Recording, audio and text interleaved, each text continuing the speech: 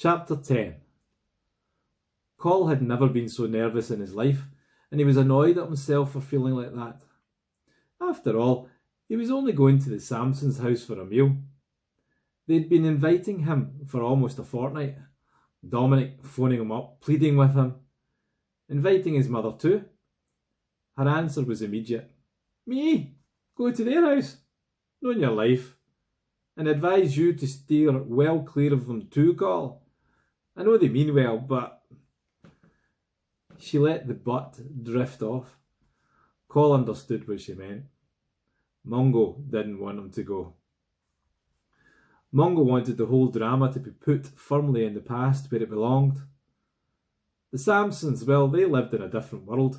A world Col could never fit into. Dominic's parents would have let it rest, understanding Col's reluctance. But Dominic just wouldn't take no for an answer. Just this once, he pleaded on the phone. I'll never ask you again, I promise. But I want to show you my PlayStation. I've got brilliant games. We could play them. In the end, it was curiosity as well as Dominic's pleas that made him change his mind. Just this once, Col told a jubilant Dominic. That was what he told his mother too. Just this once. She declined the invite. It was her favourite bingo night, she said, but the truth was she didn't want to annoy Mungo. She did buy Col a new sweater for the visit though. Nobody's going to say my boy's not well dressed. He walked across town to Dominic's house despite Dominic's frantic insistence that my dad will come and get you. But Col had been just as insistent. He'd walk. March had burst into life with a warm temperature and promise of an early spring. I've just seen my first crocuses, his mother had said as he was leaving. That means we're going to have a good summer. Which was probably the kiss of death to any good weather. Ma'am, they had discovered long ago, was totally rubbish at predicting the weather. Whatever she said, the opposite was what happened. It was a crisp, dry afternoon as he walked through the town centre and up into the West End where Dominic lived.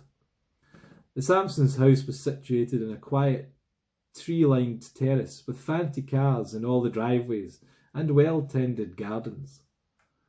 But Dominic was watching for him and came leaping down the front steps and whizzing towards him. You're just in time. Everybody's here. He lowered his voice. Even Miserella. Bet you 10p you can't make her smile. He was pulling at Col's sleeve, hurrying him into the house. Come on, come on. Mrs. Sampson appeared at the door. Dominic, leave Col be for a minute. She flicked at his backside with a dishcloth, and Dominic yelped. Just what Col's mother did to him. Maybe they weren't so different after all. The thought cheered him up. He smiled as Mrs. Sampson led him in to meet the rest of the family. The hallway was almost as big as his front room, with an ornate winding staircase leading up to the floors above. A dark wood unit took up one wall completely, and it was filled with expensive-looking china and silver and crystal. Col tried to take it all in so he could describe it to his mum later. The Chinese rug, the crystal chandelier, the paintings. In the dining room, Mrs. Sampson had opened a bottle of wine. She turned and smiled, a genuine smile. This family really seemed to like him. And of course, he knew why. He had saved their son's life. Col glanced at Dominic. He was gazing at Col as if he was some kind of superhero. Yet, if it hadn't been for Col, he would be deep down in the dark waters of the loch. He could almost picture his white face, bloated, floating. Too scary. Too much like being back down there himself. Are you okay, Col? Mrs. Sampson asked. You've gone quite pale. He shook the memory away, though it continued to cling around the corners of his mind like a spider's web. Mrs. Sampson led him into the living room. "You haven't met her daughter yet, Col. This is Ella." And she pulled a reluctant female into view. Ella was slightly taller than Col, with long hair, the same nutty colour as Dominic's, and eyes as icy as the loch. Miserella matched her name perfectly.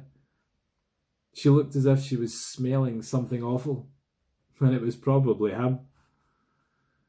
"Now you three get to know each other, and I'll call you when dinner's ready." Mrs. Sampson flashed a warning look at Ella as she passed her on her way to the kitchen. Col didn't miss it. It was a "you be nice to him or else" kind of look. And as soon as the door of the kitchen was closed, Ella ignored it. "Before we go any further," she said, "the furniture has been screwed down and we've counted the silver." Dominic jumped at her. "You said be nice to Col. You promised. I'm going to tell Mum and Dad and you." Col held him back from rushing from the room. "Don't bother with her, Dominic. She's just jealous." He decided to look at her the same way she was looking at him, as if she was the bad smell. "So, what made you save his life? Think there would be a reward in it?" She was trying to rile him, to make him angry. She thought it was going to be easy. Col decided he wasn't going to let her.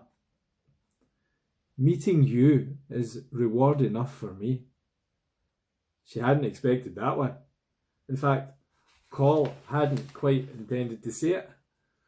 But all the same, it was just the right thing. Ella's mouth hung open for a second, then suddenly she was laughing. Not the "I'm having a wonderful time" kind of laughing, but more your insulted kind of laughter, because she was stuck for words. "You have some nerve," she managed to say. Col held out his hand to Dominic. "Does that count as a smile? Do you owe me 10p? Dominic giggled. 10p? You deserve 20p for that. Round one to you, Col. Miserella's eyes narrowed. She made a grab for her brother, but he darted behind Col.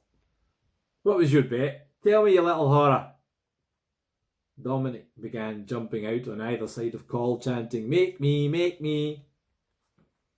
No wonder she was annoyed, but they didn't tell her, and that only made her even more miserable.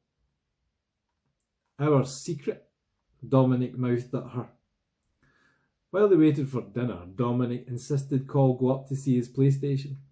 Col had expected it to be a better one, more expensive, but he didn't show that to Dominic. He was too proud of it. "I paid for this myself, you know. I got a paper round, and Mum and Dad gave me money for any old jobs that I'd do around the house. Dad said if I saved up so much, he would give me the rest of it." Col was surprised at that. "He made you save up for it yourself?" He would have thought with the money the Sampsons had, his dad would have given him anything he wanted.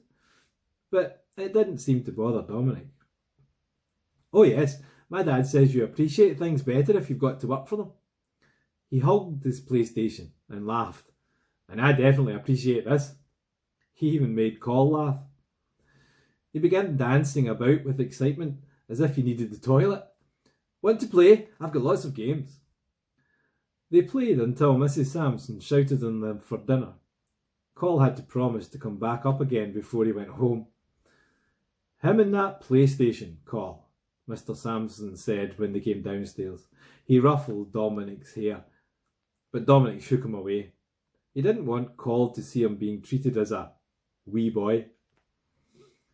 All in all, Col had a better time than he'd expected. He laughed quite a lot, and, annoying as he was, Dominic was funny, keeping the company going with a series of knock-knock jokes which Dominic found far funnier than anybody else. It was very clear that he was the apple of the eye, in fact the whole orchard of his parents' eyes. They teased him, laughed with him.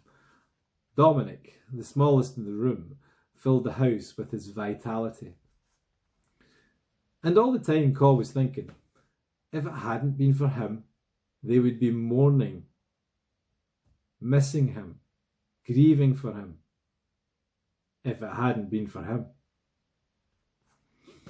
He remembered Mrs. Holden's words, "You might have saved the life of a great doctor." And so he asked Dominic, "What do you want to be when you grow up?" No hesitation. "Oh, that's easy. I want to work in a chip shop. Imagine making fish and chip for a living." Ella groaned.